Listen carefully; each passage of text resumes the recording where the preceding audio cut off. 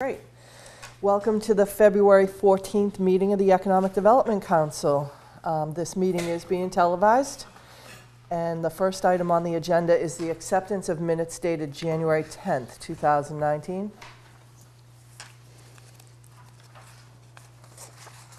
Anybody like to make a motion to accept? So moved. In a second?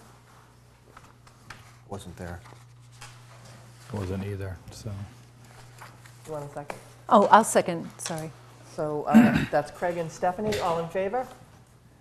Unanimous. Excellent. Okay, next is the Queeset Commercial District Economic Development Strategic Plan rollout. So we're moving forward on that. The invitations went out a couple weeks ago. Thank you, Bruce, for offering to sponsor that. It's going to be at Roach Dining Hall at Stonehill College at 7:30 a.m. on the 7th. We invited everyone within the district. I will be starting this week and then continuing through next week to go out and canvass the individual businesses. In the past, I found that's a better way to make sure that people know that it's happening and they've received the invitation and what it's all about. So Okay. We'll be doing that. We invited members of the planning board, the Old Colony Planning Council. I think we sent invitations to the Board of Selectmen and to the Finance Committee. Okay. Just letting them know it's happening, and we invited our legislators. Okay, great. So those invitations all went out via email to those individuals, which again I think we find actually it is less likely to get lost in the influx of paper mail that people receive. Was there RSVP on that? Or? Yes. Oh, good.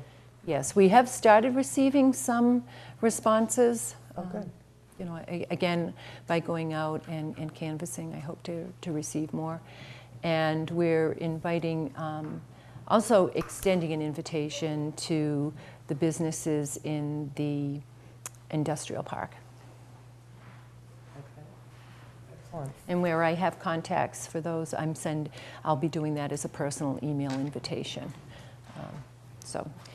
That's what's happening there. Is there anything else that we need to do to prepare for that? Keith and I are meeting with Bruce next Wednesday to just look the hall over and talk about how we want the room set up. We talked about doing like a round table forum. So again, we're not just talking at people and going through it. They're part of the conversation. So we'll review that. Keith has already prepared for us just a slideshow presentation that we'll just display until we get to the action plan. I'd like the action plan to actually be something we can project, so we'll be checking that out too. So that as we're walking through it, people can see it if they're, it gives them something to look up at. And the slideshow presentation, Keith actually went out to Google Earth to create it. And it gives you shots looking up and down, so as if you were entering the district and from all directions. And I think it really does a good job of showing kind of the nondescript nature of that's great. Yeah. So we have that. Again, the plan was to go through the highlights like we did for the board, the findings, and then really focus on the recommendation and the action plan. Because the ultimate goal is to really get people engaged. Many of the recommendations that were made really rely on that community kind of coming together and helping to kind of take responsibility for changes and developing that sense of place. So. Oh, excellent. Okay, great. Well, hopefully we get a lot of RSVPs. Yeah. Well, and again, that's the reason for going out and talking to people face to face. It's. Anybody have any questions or comments on that so far? All right. The next up is the Five Corners DIF District program. So, do you want me to talk about it, or would you like to? I'm happy to. Well, I guess just to start off, we've been trying to talk about the district improvement financing program in every venue possible. So we've talked about it at the Selectmen's meetings, we've talked about it here. I brought it up to the planning board, so they're familiar and aware. Right, and there's a neighborhood. Finance committee had a discussion about it last night as well. Oh, good.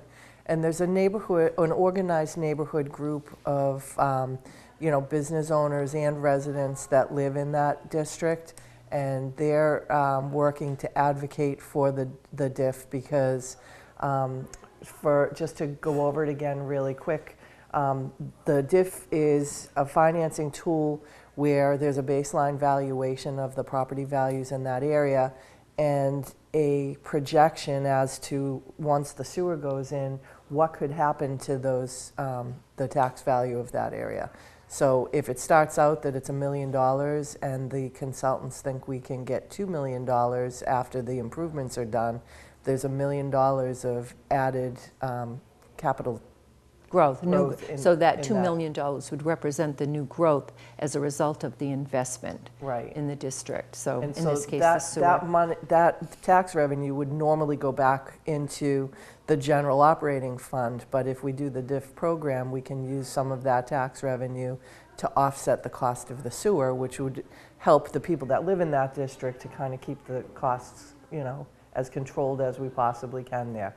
So it's really important that the people in the town, we have to vote on this at town meeting, and it's important that it gets voted, you know, affirmatively there, because it will be a big help to people in that district. So the more people that we can reach out to now, I hate to have town meeting be the night that people have never heard of this and we have to start talking about it from scratch, because it's complicated and you have to hear it a few times to kind of get the idea of it. So the Furnace Village community group is trying to reach out to their people. We're trying to reach out. So Dale Harrison. Carister, I talked with him yesterday about setting up the next public session because we want to do that targeted to that group.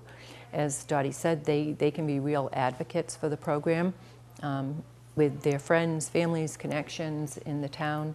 So he's going to get back to me by Friday. We thought it made sense to try to do it in the district. I think, you know, trying to think of places that could be large enough. Southeastern Vocational probably would be the place to do it and have it at least in proximity to the Five Corners district. But he's going to talk it around. He said different business owners have been hosting their meetings and might be willing to do that and have a large enough space. And he's also going to get a sense of how many people would come. So what we do is when we scheduled the visioning charrette, we actually we mailed invitations to all the property owners in the district. And we do the same thing for this. So that really should capture everyone. I also did a canvassing for that and went out to the different businesses, because again, the business owners aren't always the people that own the property. As Keith knows, you own property in the district. So we want to make sure that we get those folks involved too. So we do the same thing. And again, that plan is, and it sounds like that will be could be quite a large group, and even 50 people would be a big group for us to have. So the idea is to go over the DIF and let them know generally what it is, how it benefits not just them but the town and the community as a whole, because I think that's going to be one of the questions everyone else in the town is going to ask. Well, how does this benefit us? We understand that you're trying to help the betterments for the owners in the district, but how does that help the rest of the town? And you know, the reason for putting in the sewer is to spark economic growth. Well, because the town, one, you have that base level of revenue that continues to contribute to the general fund, you're always going to have that. And any organic growth there in property values, the base value, will still go into the general fund. And the town's only proposing to take 50%. So you'll still be getting 50% of that growth. So the town will still realize that.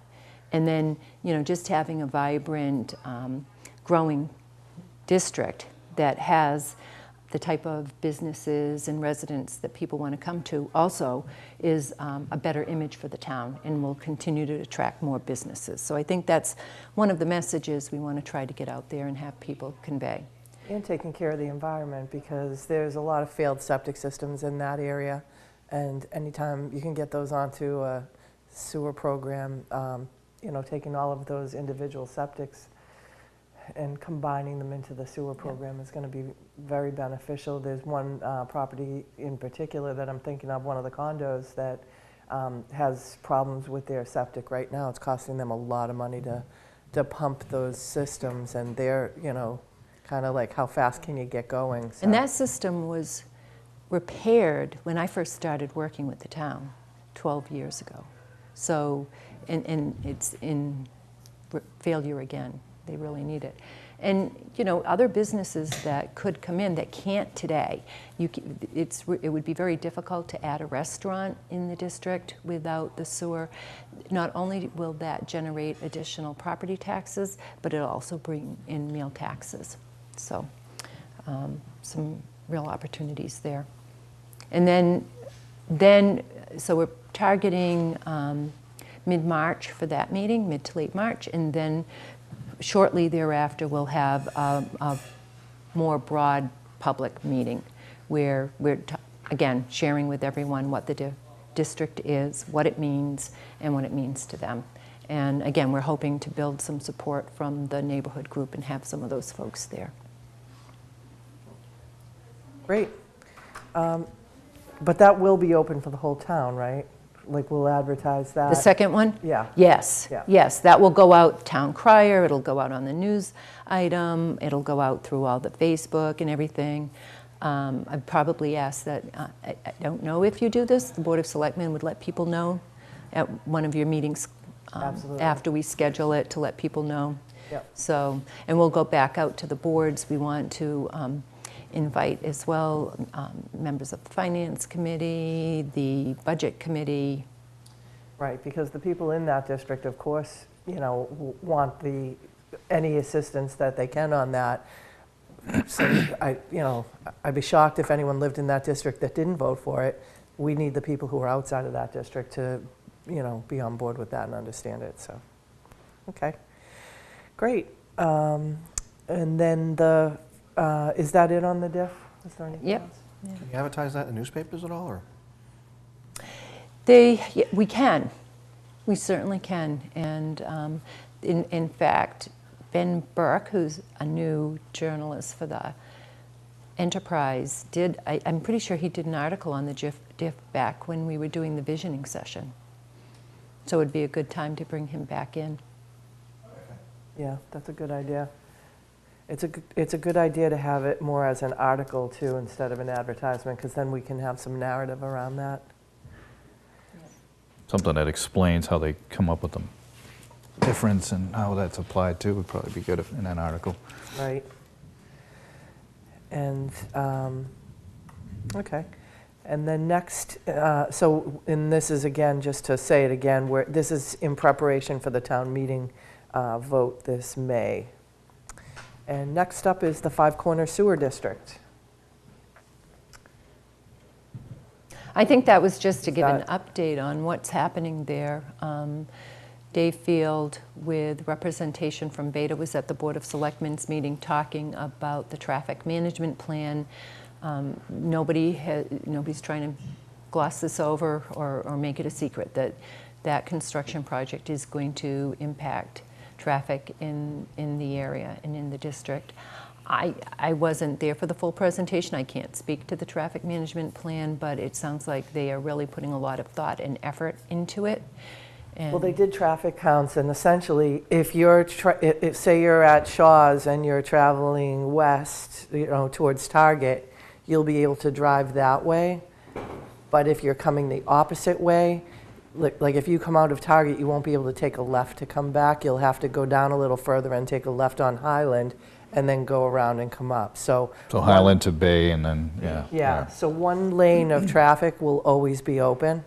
And then the people that are in that area, they'll, as long as the construction, they're not going to be doing the construction on that whole piece at once.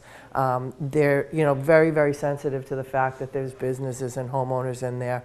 And we're concerned about lost revenue for the businesses. So we want to make sure that they're going to try to advertise, what parts they're working on in advance so that people will know about it. And then if they are in front of a particular business, to work with the business owners to try to minimize the impact and, maybe do it on a day that the business is, if it's a restaurant and it's not open on a Monday, maybe that's the day they do it, or they're going to work through those issues. And again, with homeowners in there, they'll be able to access, but there's going to be no through traffic.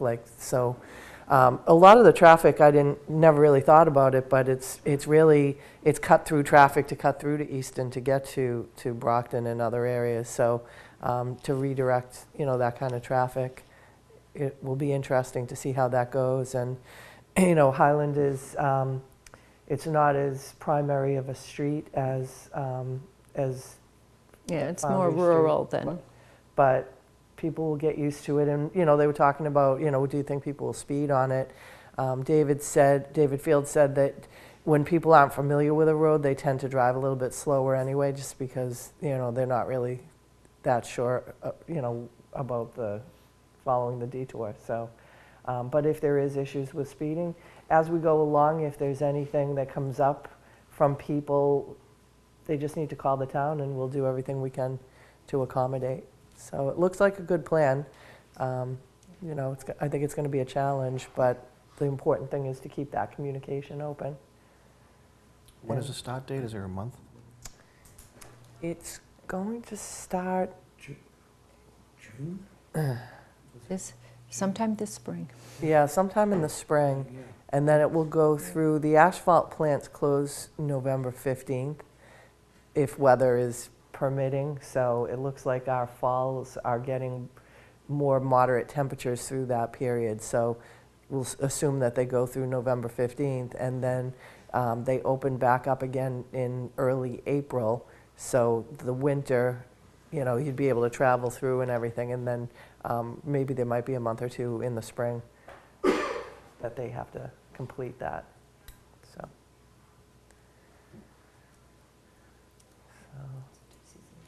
So I think that's it on the 5 corners. All right, and the Think Easton website updating.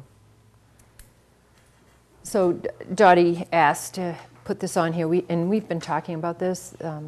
Again, we've really tried to start reorganizing the website so that people can get more, if you're thinking about doing business in Easton, want to do business, it's more intuitive how you get into information. So on the planning board page, we do have a direct link to thinking about doing business in Easton, and it goes there. Goes to a web page that has information about doing business, the type of business, who you'd need to see, the type of permits you may be looking for. It also has, we have the Why Easton, which is links to the Think Easton page, and we've been talking a lot about that, and that it's a bit dated in areas. It's not necessarily organized. I mean, the clips, the videos are good, and the descriptions, but what's it really doing for people when they get there? I'll use an example. We added another testimonial. I sent it out to everyone. I know Bruce got a chance to look at it from Shoveltown Brewery, which I thought was really good, because they talked about the type of business and doing business, which I think people find helpful, and then they talked about working with the town. And they've always told me that they found the town very supportive and helpful in getting their business going. But to get to testimonials, it's under About Us, or About, and it just seems an odd place. So if you were looking, those probably should be somewhere on the front page where you have people talking. We have Wheelan, we have Avalon, we have Shoveltown now. It should have its own lining up. tab, probably. Yeah. I was supposed to look into that, and I just hadn't gotten to it yet, so I apologize for that. But it is on my list of things to do, to spend a little time on that. And also to see if we can use some kind of a contact capture for people to be able Right. to email in and put their information on there so that we can get a little database going. Which would be really useful when we're doing these type of outreach projects, because other than, there's no central list of businesses. Again, we have the property list and the property owners, but having a list of businesses, not every business needs a business certificate. So a lot of that is, again, just either doing drive-by or walk-through canvases and becoming familiar with what's there. Nothing wrong with that. However, when you're trying to do a mailing, it's not real efficient. It looks like you reorganized the planning department page a little bit. We have started. Because yeah. I was on there the other night. I was trying to, during the Selectmen's Oh, meeting, no. I wanted to, no, I didn't put it up, but I was trying to look for the way to get to the page about the diff, because it has its own page. And I thought you had a few steps before, but I went on and it was right on the front page of the planning, where you could click and it brought you right to the page for the diff. And the same with the sewer. So then, as I said, all right, you go to boards and committees and this, and this, and Connor said, or you could just Oh, do, right, yeah. you can- www.easton.ma.us/diff. Yeah. It's like, or that way too, So. And that's something we're easy to- working on. The last staff meeting I had for the department, which was last week, we focused on evaluating the website, and it's been real helpful having Keith, kind of a fresh set of eyes.